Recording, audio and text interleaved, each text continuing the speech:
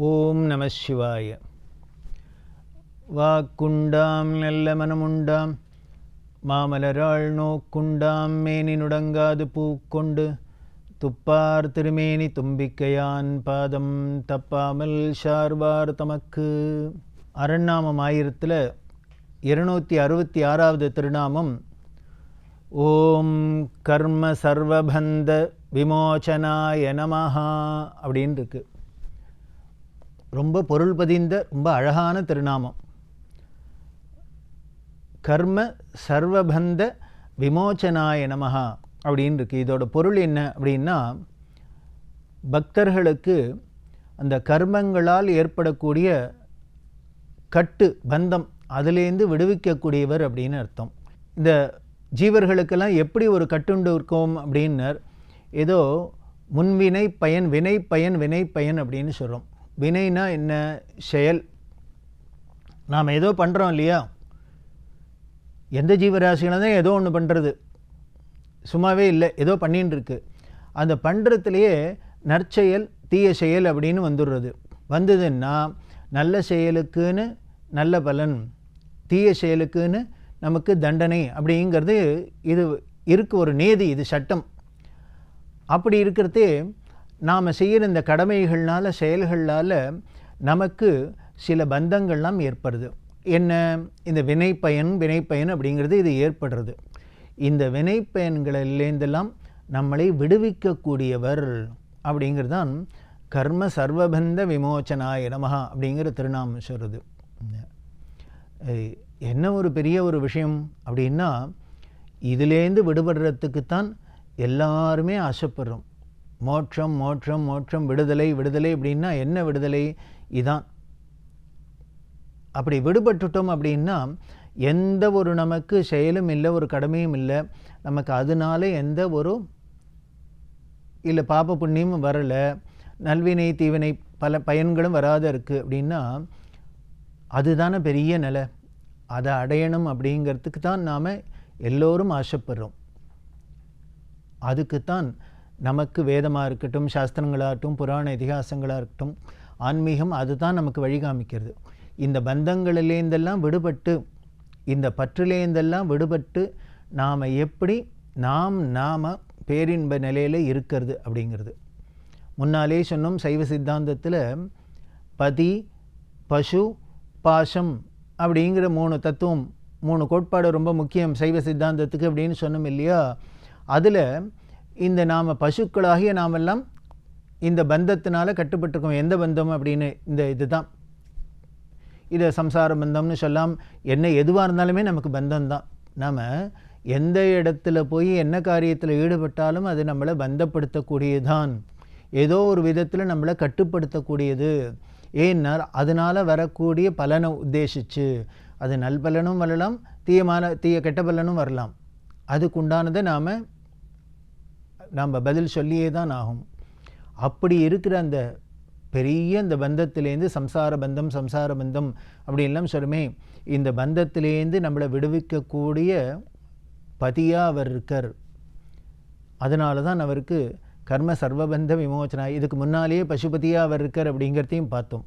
அப்படின்னா இந்த பிறவி பெருந்தலையிலேருந்து நம்மளை விடுவிக்கிறது எப்படி விடுவிக்கிறார், அதாவது பக்தர்களோட இதெல்லாம் விடுவிக்கிறார் அப்படின்னு சொல்லியிருக்கு. அப்படி பண்ணியிருக்காரா அப்படின்னா இதெல்லாம் தான் நமக்கு புராணங்கள் சொல்கிறது. அப்படி இந்த பந்தத்திலேருந்து கர்மத்தலையிலேருந்து விடுபட்டு ஒரு பெரிய உயர்ந்த நிலையை அடைஞ்சு, நமக்கெல்லாமும் அந்த உயர்ந்த நிலையை அடையிறதுக்கு வழி காமிச்சக்கூடிய ஒரு பெரிய ஒரு மகான். அவரோட கதையே போரும். நமக்கு சிவபெருமான் இந்த கர்மபந்தத்திலேருந்தெல்லாம் நம்மளை விமோச்சனம் பண்ண வைக்கக்கூடியவர் அப்படின்னு தெரியும். அவர் யார் அப்படின்னா, அவர் தான் மணிவாசக பெருமான் அப்படின்னு சொல்லக்கூடிய வாதவூரடிகள் அப்படிங்கிற மாணிக்க வாசகரோட வரலாறு. திருவிளையாடல் புராணத்தில் 58வது திருவிளையாடல் புராணத்திலேருந்து ஆரம்பித்து வாதவூரடிகளுக்கு உபதேசித்த திருவிளையாடல் அப்படின்னு ஆரம்பித்து, அதுலேருந்து வரிசையாக 58, 59, 60, 61 வரைக்கும் இந்த 4 திருவிளையாடலும் மாணிக்க வாசகர் தொடர்புடைய தேவை தான் இருக்குது. இவர் எப்படி இருந்தார் அப்படின்னார். ரொம்ப ஆச்சரியமாக மந்திரியாக இருந்தார். அமாத்தியர் அப்படின்னு சொல்லக்கூடிய பாண்டியருக்கு அரிமர்தன பாண்டியன் அப்படிங்கிற ராஜா, அந்த பாண்டிய ராஜனோட சபையில் முதலமைச்சராக இருந்தார். இவரோட திறமையை பார்த்து இவருக்கு அமைச்சர் பதவி கொடுத்து முதலமைச்சராக வச்சிருந்தார். இவர்கிட்ட அரிமர்தன பாண்டியனுக்கு ரொம்ப ஒரு மதிப்பு மரியாதை. ஏன்னா இவர் ஒரு தெளிந்த ஒரு நிலையில் இருக்கார். இவர் ஒரு மந்திரியாக இருந்து அமைச்சராக இருந்து இந்த ராஜ காரியங்கள்லாம் பார்க்குறார். எல்லாத்தையும் பண்ணினா கூட இவரோட உள் மனசில் எப்படி இருக்குன்னார், பற்றற்ற தாமரையிலை தண்ணி மாதிரி இருக்கு. அப்படி இருக்கக்கூடியவர் என்ன பண்ணுற, சோமசுந்தர கடவுள்கிட்ட போய் வேண்டிக்கிறார், எனக்கு எதுக்காக இப்படி ஒரு அமைச்சர் பதவி, ஒரு அமைச்சர் பதவியில் இருந்துன்னா எவ்வளவு பிரச்சனைகள் இருக்கும், நாட்டில் உள்ள பிரச்சனை அத்தனைக்கும் பதில் சொல்லியானும் அத்தனையும் தீர்த்தானும். அதனால் எப்போ பாரு ஓய்வு ஒழிச்சல் இல்லாத இவருக்கு இந்த வேலையெல்லாம் பண்ணிகிட்டே இருக்க வேண்டியிருக்கு. இதை பண்ணுறதுனால என்ன பலன், கடைசியில் இவருக்கு என்ன கிடைக்க போகிறது, இவரோட ஆன்ம விடுதலைக்கு ஏதான அது உபயோகப்பட போகிறதா, இல்லை வயிற்று பழப்புக்கு வேணால் இதெல்லாம் உபயோகமாக இருக்கலாம். இவரோட இந்த பிறவி பெருங்கடல்லேருந்து நீஞ்சி கரையேறதுக்கு இதெல்லாம் ஏதான உபயோகமாக இருக்குமா. அதனால் இவர் என்ன பண்ணார், சோமசுந்தர கடவுள்கிட்ட போய் மனமுருகி வேண்டுறார், அழறர், எனக்கு இந்த பிறவி பெருங்கடல்லேருந்து விடுதலை அடையறதுக்கு எனக்கு ஏதான உபதேசம் பண்ண மாட்டியா, எனக்கு ஒரு வழி சொல்லித்தர மாட்டியா, எனக்கு என்ன பண்ணுறதுன்னு தெரியல அப்படின்னு அவர் வருந்தி தவிக்கிறதே சிவபெருமான் பார்த்தார். சோமசுந்தர கடவுள் பார்த்து சரி இவருக்கு அருள் செய்யறது அப்படின்னு தீர்மானம் பண்ணிட்டார். அதுக்காக ஒரு பெரிய திருவிளையாடல் பண்ணுறார். என்ன பண்ணுறார் அப்படின்னா, ராஜா என்ன பண்ணால் திடீர்னு அப்பப்போ வெள்ளம் வந்ததில் இவரோட குதிரைப்படையில் இருக்கிற குதிரைகள்லாம் பலது நீரில் மூழ்கி மறிச்செடுத்தோ, இன்னும் சிலதுக்கெல்லாம் நோய்வாய்ப்பட்டு இப்படிலாம் வருது. அதனால் குதிரைப்படைக்கு உண்டான குதிரைகள்லாம் பலம் குன்றி அதோட எண்ணிக்கையெல்லாம் குன்றி ரொம்ப போயிடுத்து. அதனால் இப்போ குதிரைப்படைக்கு குதிரைகள்லாம் நல்ல குதிரைகள்லாம் வாங்க வேண்டிய ஒரு நிலைமை ஏற்பட்டது. இதுவும் அந்த இறைவன் அருளால் உண்டாக்கப்பட்டது தான். எதுக்காகன்னர், இந்த மணிவாசக பெருமானுக்கு இந்த பிறவி பெருந்தலையிலேருந்து அவருக்கு விடுதலை கொடுக்கணும், அதுக்காக இத்தனையும். உடனே ராஜா என்ன பண்ணான், பாண்டிய ராஜா தன்னோட அமைச்சரான நம்பிக்கைக்குரிய மாணிக்க வாசகரை கூப்பிட்டு, அப்போ அவருக்கு பேர் திருவாத ஊரர் அப்படின்னு பேர். ஏன்னா மதுரைக்கு பக்கத்தில் இருக்குது திருவாத ஊர் அப்படின்னு, அந்த ஊரில் பிறந்ததுனால இவருக்கு திருவாத ஊரர் அப்படின்னு பேர். வாத ஊர் அடிகளை கூப்பிட்டு, நீங்கள் என்ன பண்ணுங்க, கருவூலத்தை திறந்துட்டு என்ன பணம் வேணுமோ எடுத்துன்னு போங்க, எவ்வளோ வேணுமோ எடுத்துன்னு போங்க, எடுத்துன்னு போய் நல்ல குதிரைகளாக வாங்கிட்டு வரணும் நம்ம குதிரைப்படைக்கு, அது ரொம்ப அவசியம், அதை நீங்கள் தான் செய்ய முடியும், நீங்கள் பண்ணணும் அப்படின்னு எல்லாத்தையும் திறந்து விட்டு எடுத்துன்னு போங்கன்னார். இவரும் போனார், வேணுங்கிற பொருள்லாம் எடுத்துட்டார், பொன் பொருள் நத்தனம் எல்லாத்தையும் எடுத்துட்டார், என்னென்ன வேணுமோ எல்லாத்தையும் எடுத்துட்டு கருவூலத்து சாவியை ராஜாட்ட கொடுத்துட்டு இவர் கடற்கரைக்கு போகிறார். கீழ் திசையில் இருக்கிற கடற்கரைக்கு இவர் வாங்கலான்ட்டு போகிறார். எப்படி போனார் அப்படின்னார், பெரிய சேனைகளோடு போகிறார், ஆட்களோட சேவல் ஆட்களோடு போகிறார், எல்லாரோடையும் போகிறார். ஏன்னா குதிரையெல்லாம் வாங்கிட்டு அதெல்லாம் எடுத்துன்னு வரணுமே. அப்படி போகிற வழியில் என்ன ஆயிடுச்சு, இவருக்கு அருள் செய்யணுங்கிறதுக்காக தானே இந்த லீலையே ஆரம்பிச்சிருக்க. சிவபெருமான் ஒரு குருந்த மரத்தடியில் ஒரு குரு வடிவத்தில், ஒரு யோகி வடிவத்தில் இவர் உட்கார்ந்துட்டுருக்கார். இவரோட சீடர்களோடு காத்துட்டுருக்கார். எப்போ மதுரையிலேருந்து மாணிக்க வாசகர் இங்கே வரப்போகிறார் அப்படின்னு தெரிஞ்சுட்டு அவர் வர வழியில் இவர் ரெடியாக உட்கார்ந்துட்டுருக்கார் அவருக்கு உபதேசம் பண்ணுறதுக்கு. ஏன்னா இவர் கேட்டார், சோமசுந்தர பெருமான்கிட்ட கேட்டார், இந்த பிறவியிலேருந்து நான் தப்பிச்சுக்கிறதுக்கு ஏதானும் ஒரு வழி சொல்லித்தர மாட்டியா, மந்திரம் சொல்ல மாட்டியா, எனக்கு உபதேசிக்க மாட்டியான்னா கேட்டார். அதனால் உபதேசம் பண்ணுறதுக்காக உட்கார்ந்துட்டுருக்கார். அதில் திருவிளையாட புராணத்தை சொல்லி 999 சிஷ்யர்களோடு வந்தாராம், இவரையும் சேர்த்து 1000. எல்லாரும் பெரிய வேதாந்த விசாரம் பண்ணிட்டு அப்படி இப்படி பண்ணிட்டு தெளிஞ்ச ஒரு ஞானிகளாக இருக்கா.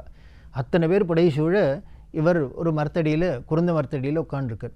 அந்த வழியாக வந்த மணிவாசக பெருமான் அப்படி அவர் உட்கார்ந்து நிற்கிற அந்த இடத்துக்கு பேர் தான் ஆவுடையார் கோவில். ஆவுடையார் கோவில் அப்படின்னு பேர். பாண்டி நாட்டு திருத்தலங்களில் இந்த ஆவுடையார் கோவில் இருக்குது. ஆத்மநாத சுவாமி அப்படின்னு அங்கே சிவபெருமானுக்கு பேர். அப்படின்னாலே எது அந்த உள்ளுக்குள்ளே அந்தராத்மாவாக இருக்கோ அதுவே தான் அங்கே வடிவத்தில் இருக்குது. அதனால் அவர் போனார். எல்லாம் பார்த்துட்டு என்ன பண்ணிட்டு இந்த குரு வடிவத்தை பார்த்தாரோ இல்லையோ, இவர் அறியாத ஒரு ஆனந்தம், இவர் அறியாத ஆனந்தம். உடனே அவர்கிட்ட போய் அந்த கூட்டம் இல்லாமல் இருக்கிற சிஷ்யர்கள் கூட்டம்லாம் பார்த்தா ரொம்ப தெளிந்து ஞானிகளாக இருக்காளேன்ட்டு அவள்கிட்ட போய் நமஸ்காரம் பண்ணி எனக்கு உபதேசிக்கணும் அப்படின்னு கேட்டார். என்னோடய பிறவியிலேருந்து நான் தப்பிச்சுக்கிறதுக்கு முந்தைய வினை முழுதும் ஓய அப்படின்னு இவர் ஆரம்பிக்கிறதே சிவபுராணத்தில் அப்படி தானே சொல்கிற, திருவாசகத்தில். அவனை என்னெல்லாம் சொல்கிறேன்னு, பிறப்பறுக்கும் பிங்ககன் தன் பெய்கழல்கள் போற்றி அப்படின்னு.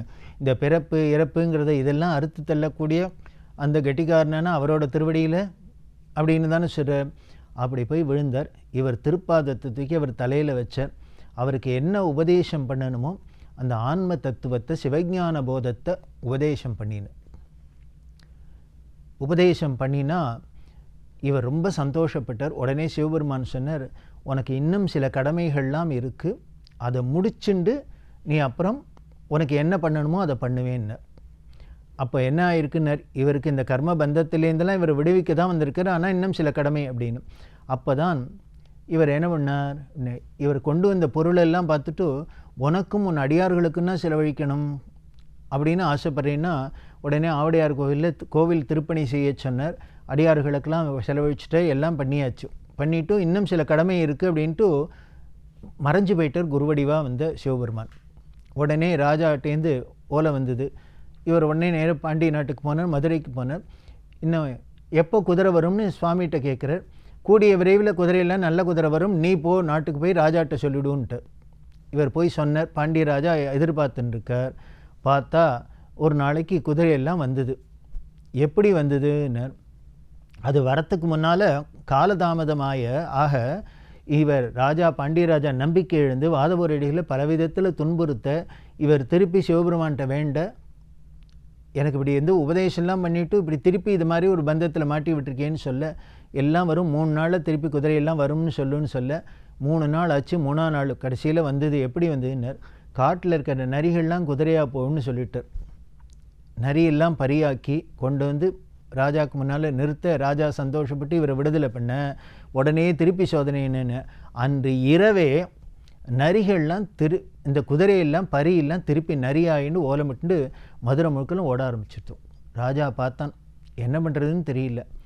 உடனே சிவபெருமான் அடுத்தலையில் என்ன பண்ணார், வைகையில் பெருவெள்ளம் வராப்பில் பண்ணி அந்த வைகையில் எல்லாரும் அடைக்கணும் அப்படிங்கிறதே வந்திங்கிற பெட்டுக்கு வைக்கிற அந்த அம்மா, அவளுக்காக இவர் போய் சுந்தரேசன் ஒரு கூட மண்ணை கொட்டினார். எல்லாம் அடைஞ்சுடுத்தோம். அடைஞ்சதோடு இல்லை, அடுத்த நிமிஷம் என்ன பண்ணார், ஆகாயத்திலேருந்து விமானம் வந்தது. அந்த வந்தியை அப்படியே விமானத்தில் வச்சு தேவர்கள்லாம் சிவலோகம் அழிச்சுன்னு போயிட்டா. இந்த அம்மாவோட பந்தத்தையும் விடுதலையும் கொடுத்துட்டார் இவளுக்கும்.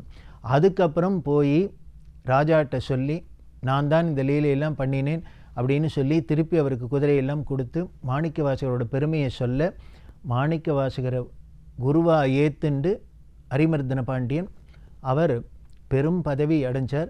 அவரும் மோட்சத்துக்கு போனார் அப்படின்னு திருவிளையாடற் புராணம். அதுக்கப்புறம் மாணிக்க வாசக பெருமான் மதுரையிலேருந்து தில்லைக்கு சிதம்பரத்தில் அவரும் பேரின்ப நிலையை அடைஞ்சார் அப்படின்னு.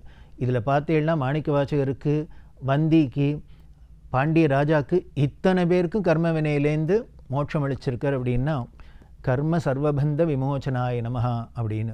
தொல்லை எறும்பிரிவி சூழும் தலை நீக்கி அல்லல் அறுத்து ஆனந்தமாக்கியது அப்படின்னு திருவாசகத்துக்கு சொல்கிறோம் இல்லையா. அப்படி அந்த பிறவித்தலையை நீக்கி நமக்கு ஆனந்தத்தை கொடுக்கறது அது அந்த சிவபெருமானு தெரியுது. அவரோட பெருமையை தொடர்ந்து பார்க்கலாம். ஓம் நம சிவாய்.